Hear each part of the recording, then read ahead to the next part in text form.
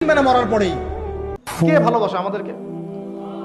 আল্লাহ ছাড়া আসলে ভালোটা বাসেই বাকে।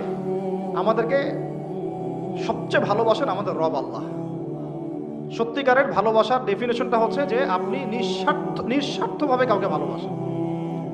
আমাদের আশপাশে যারা আছে, যারা হালাল, ইভেন হালাল, আমার মা, আমার বোন, আমার বাবা, আমার স্ত্রী, আমার ছেলে, আমার মেয়ে, এদেরও যদি কখনো স্বার্থে আঘাত পড়ে, দেখবেন সেও আপনার পাশ থেকে সরে যাচ্ছে।